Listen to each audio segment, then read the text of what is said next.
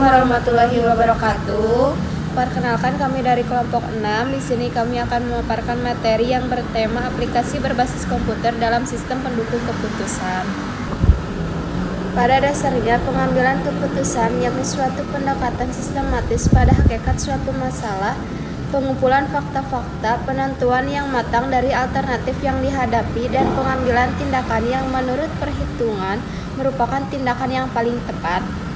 Tujuan pembentukan SPK yang efektif adalah memanfaatkan keunggulan kedua unsur yaitu manusia dan perangkat elektronik. Terlalu banyak menggunakan komputer akan menghasilkan pemecahan yang bersifat mekanis, reaksi yang tidak fleksibilitas, dan keputusan yang dangkal. Sedangkan terlalu banyak menggunakan manusia akan memunculkan reaksi yang lambat, pemanfaatan data yang serba terbatas, dan keterlambatannya dalam pengkaji alternatif yang relevan. Decision Support System atau DSS merupakan salah satu produk perangkat lunak yang dikembangkan secara khusus untuk membantu manajemen dalam proses pengambilan keputusan. Sesuai namanya, tujuan digunakannya sistem ini adalah sebagai second opinion atau information source yang dapat dipakai sebagai bahan pertimbangan sebelum seseorang manajer memutuskan kebijakan tertentu. DSS sebenarnya merupakan implementasi teori-teori pengambilan keputusan yang telah diperkenalkan oleh ilmu-ilmu seperti Operation Research dan Management Science. Hanya bedanya adalah bahwa jika dahulu untuk mencari penyelesaian masalah yang dihadapi harus dilakukan perhitungan literasi secara manual, biasanya untuk mencari nilai minimum, maksimum, atau optimum. Saat ini komputer PC telah menawarkan kemampuannya untuk menyelesaikan persoalan yang sama dalam waktu yang relatif singkat. Spurs dan Carlson mendefinisikan DSS dengan cukup baik sebagai sistem yang memiliki 5 karakteristik utama, yaitu 1. Sistem yang berbasis komputer. 2. Dipergunakan untuk membantu para pengambil keputusan. 3. Untuk memecahkan masalah-masalah rumit yang mustahil dilakukan kalkulasi manual. 4. Melalui cara simulatif yang interaktif. 5. Di mana dan model analisis sebagai komponen utama. Tahap-tahap yang harus dilalui dalam pengambilan keputusan sebagai berikut. 1. Tahap pemahaman. Tahap ini merupakan proses penelusuran dan pendeteksian dari lingkup problematika serta proses pengenalan masalah. 2. Tahap perancangan. Tahap ini merupakan proses pengembangan dan pencarian alternatif atau tindakan solusi yang diambil. 3. Tahap pemilihan. Tahap ini dilakukan pemilihan terhadap diantara sebagai alternatif solusi yang dimunculkan pada tahap perencanaan agar yang ditentukan atau dengan memperhatikan kriteria berdasarkan tujuan yang akan dicapai. Karakteristik pada sistem pengambilan keputusan Decision Support System. Yang pertama, SPK menyediakan dukungan untuk mengambil keputusan utamanya pada keadaan semi terstruktur dan tindak terstruktur dengan menggabungkan penilaian manusia dan informasi komputerisasi. Yang kedua, menyediakan dukungan untuk tingkat manajerial mulai dari eksekutif sampai manajer. Yang ketiga, SPK menaikkan efektivitas pembuatan keputusan baik dalam hal ketepatan waktu dan kualitas, bukan pada biaya pembuatan keputusan atau biaya keputusan komputer. Komponen atau subsistem. Sistem pendukung keputusan. Sistem berpendukung keputusan terdiri dari beberapa subsistem yang diantaranya. Yang pertama, pengelolaan data. Pengelolaan data termasuk database di mana berisi data yang relevan untuk situasi dan dikelola oleh software yang disebut database management system. Yang kedua, pengelolaan model atau yang disebut model manajemen. Paket software di mana termasuk finansial, statistik, manajemen, sains atau model kuantitatif lainnya, di mana menyediakan kemampuan analitis sistem dan software manajemen yang cocok.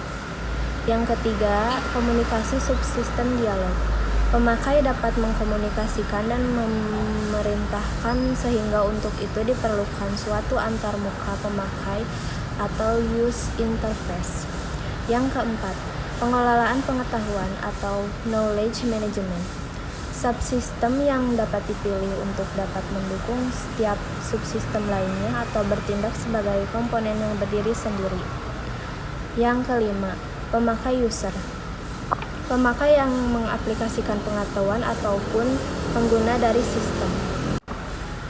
Model-model atau macam-macam SPK, Decision Support System atau DSS.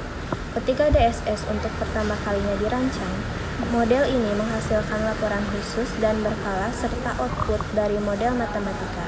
Laporan khusus ini berisikan respon terhadap permintaan ke basis data. Setelah DSS diterapkan dengan baik, kemampuan yang memungkinkan para pemecah masalah untuk bekerja sama dalam kelompok ditambahkan ke dalam model tersebut.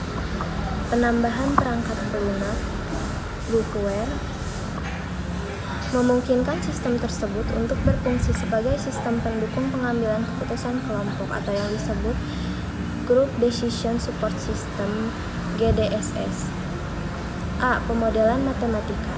Model adalah abstraksi dari sesuatu. Model mewakili suatu objek atau aktivitas yang disebut entitas.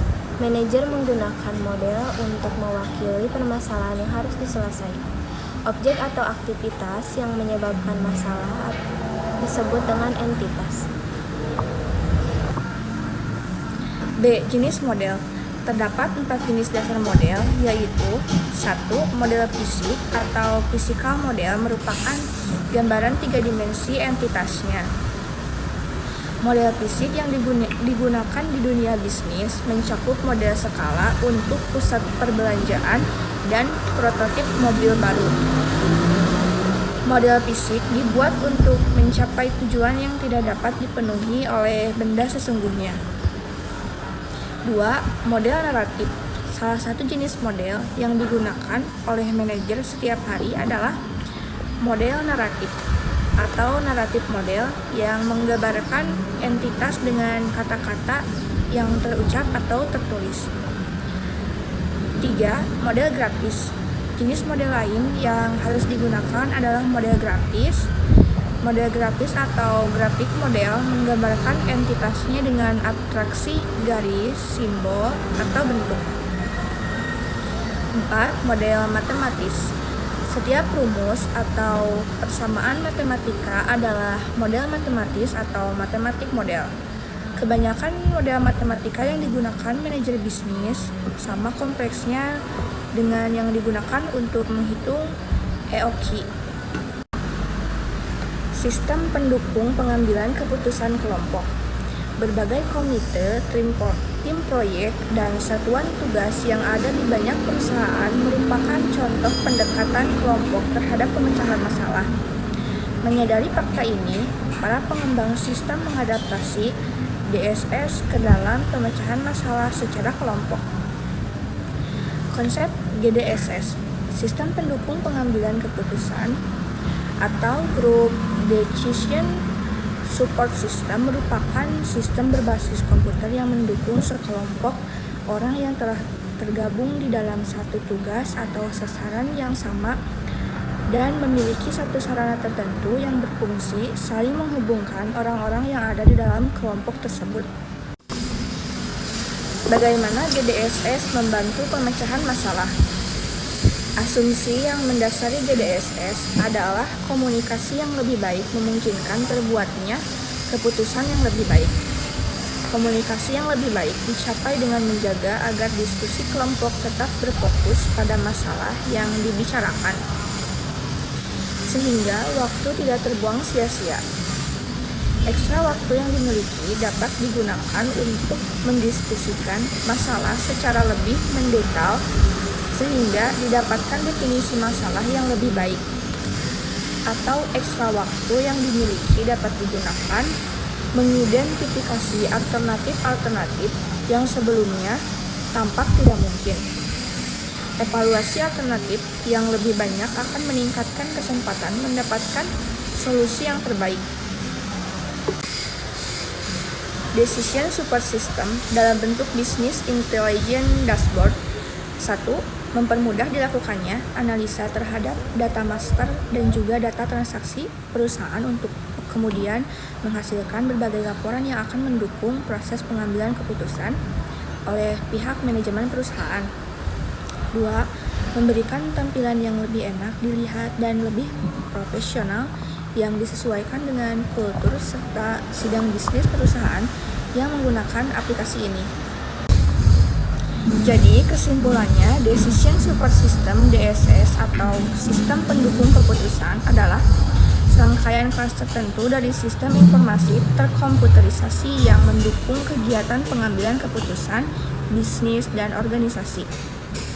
Suatu DSS yang dirancang dengan benar adalah suatu sistem berbasis perangkat lunak interaktif yang dimaksudkan untuk membantu para pengambil keputusan mengkompilasi informasi yang berguna dari data mentah, dokumen, pengetahuan pribadi dan atau model bisnis untuk mengidentifikasikan dan memecahkan berbagai masalah dan mengambil keputusan.